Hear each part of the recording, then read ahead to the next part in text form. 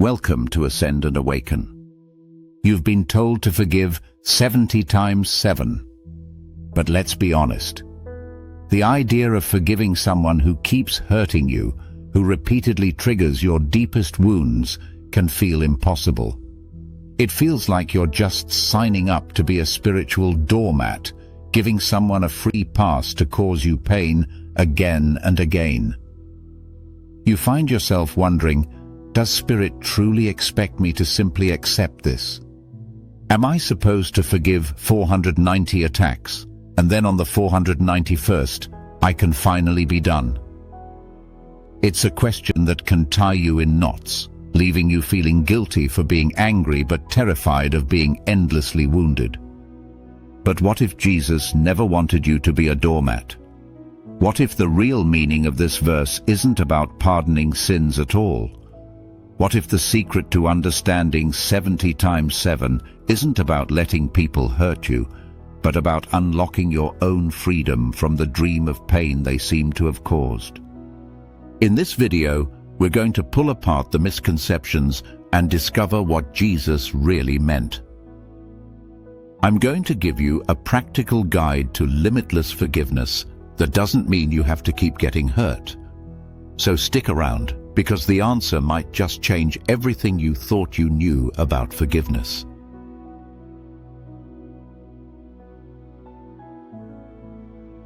First off, we have to completely demolish our broken cultural definition of forgiveness. We've somehow learned that forgiving someone means you're saying, "Oh, what you did, it's okay, it doesn't matter, we're good." But that's not forgiveness, that's denial. It's pretending the error wasn't made, and that's a direct path to deep grievance. True spiritual forgiveness isn't saying, "It's okay." It's saying, "What I thought you did was not okay. It seemed to hurt me deeply. But I am making a conscious choice to see past this illusion to the unchanging truth of who you are." It's a choice to correct your own perception, not a feeling you wait for. If you wait until you feel like forgiving, you'll be waiting forever. Forgiveness is a deliberate act of your will, often done with tears in your eyes as you release the painful illusion you were holding. Second, forgiveness is not forgetting. The phrase "forgive and forget" is one of the most damaging ideas out there. In spiritual terms, to forgive is not to develop amnesia about the event. It means you choose to forget the interpretation your ego placed upon it. You release the judgment that it was an attack. You won't magically forget a deep betrayal, but you can choose not to let that memory fuel the ego's story of separation, grievance, and victimhood. And this leads to the most crucial point of all. Forgiveness is not about the other person. This is the aha moment that can set you free. Forgiveness is a solo act. It's something you do in your mind. You can forgive someone who isn't sorry. You can forgive someone who is no longer in your life. You can even forgive someone who has passed away. Forgiveness is about your mind, about releasing the grievance to release yourself from the prison of your own judgment. What you do in the world is a separate step. Forgiveness is the internal shift. It's about restoring your peace, which has nothing to do with the other person's behavior. We'll come back to this, but just let that sink in for a minute.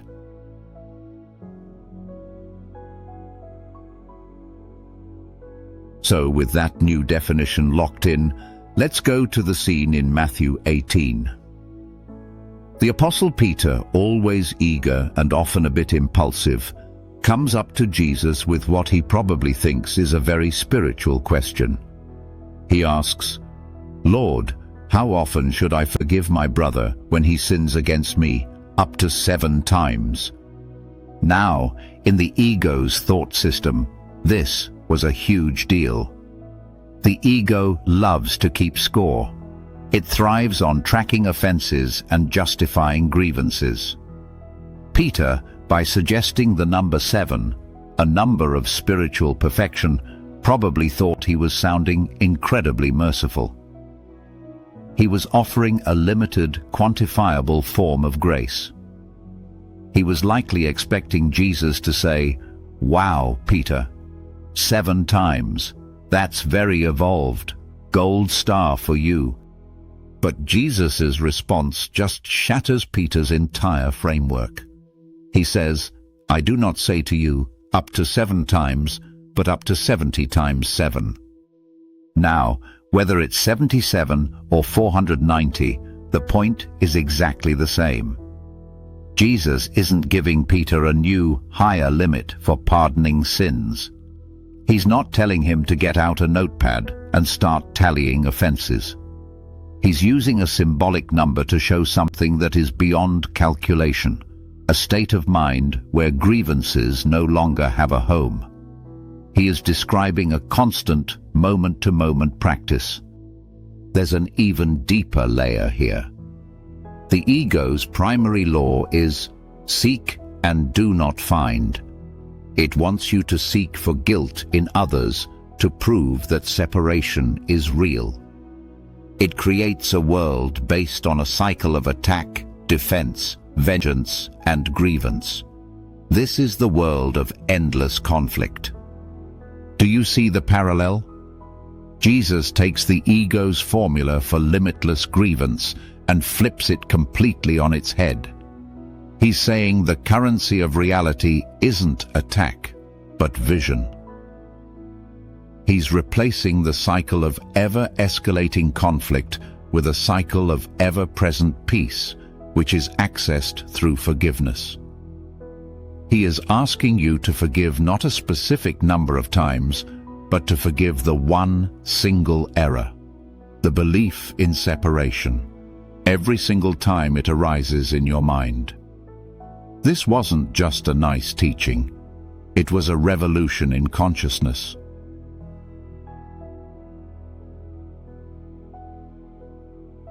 So we know forgiveness is limitless, and we know it's for our own freedom. But how? How do you actually do this when your experience of being hurt feels so real? This is where we get practical with a 3-step guide. Step 1. Recognize forgiveness unlocks your own chains. In the metaphysics of oneness, any grievance you hold against another is a grievance you hold against yourself. What you see in them, you reinforce in your own mind. When you condemn them, you are condemning yourself, binding yourself to the very guilt you project onto them. The pain of the world comes from this single mistake, believing you are separate and that another can be guilty without you sharing in that guilt. To hold a grievance is to insist on the reality of sin and separation. Forgiveness is the act of correcting this misperception. It is the realization that your brother's sin was an illusion, a mistake, a call for the love that they believe they have lost. By choosing to look past their error to the innocent self we all share, you are not letting them off the hook. You are letting yourself off the hook. You don't forgive because they deserve it. You forgive because you deserve peace, and peace is impossible while you are judging another. Step 2. Understand forgiveness is a choice for peace. Refusing to forgive doesn't punish the other person, it poisons you. Holding on to a grievance, nursing that resentment, replaying the offense in your head, it's like drinking poison and expecting the other person to die. It keeps you chained to the past and to the person who you believe hurt you. Forgiveness is the act of cutting that chain. It's a conscious decision to say, I will no longer allow my misperception of you to control my present and future. I am releasing my need to be right about this grievance. I am handing the illusion of judgment over to my inner wisdom, and I am choosing peace for myself. This is an act of spiritual survival. The pain you feel is real in your experience, and it's okay to acknowledge it. But forgiveness is how you stop that pain from defining your reality. It's what allows you to heal and awaken. Step 3. Separate forgiveness from form, setting loving boundaries. This is the most important practical step, and it's what keeps you from becoming a doormat. Let's make this crystal clear. Forgiveness is your internal shift of perception. The form of your external relationship is a separate matter. They are not the same thing. Forgiveness is mandatory for your peace. As a student of life, you must forgive to awaken. The form your relationships take is conditional. It is based on what is truly the most loving and helpful action for everyone involved. You can forgive someone for their illusions of attack, but that doesn't mean you must continue to participate in their dream of conflict. You can look past a friend's error, but that doesn't mean you must automatically remain in a dynamic that enables their patterns. You can forgive a partner's behavior, but that doesn't obligate you to stay in a situation that brings harm to the level of form. Forgiving is about your mind. Deciding on your actions is about your wisdom. Asking for inner guidance on how to proceed is not an act of unforgiveness. It's an act of love. You can say, "I see your innocence and I release all judgment." However, the most loving action for me right now is to create distance from this dynamic. That is a perfectly healthy, wise, and spiritual response. In fact, true forgiveness is what gives you the clarity and freedom to set these loving boundaries, because you're no longer acting out of bitterness or a need for defense, but out of a desire for the highest good for all.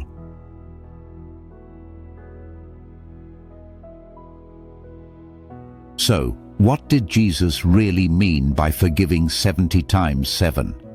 He meant that our forgiveness must be as constant as the ego's temptation to judge, because our peace depends on it. It's not a math problem, but a total mindset of correction, rooted in the reality that we are all one self.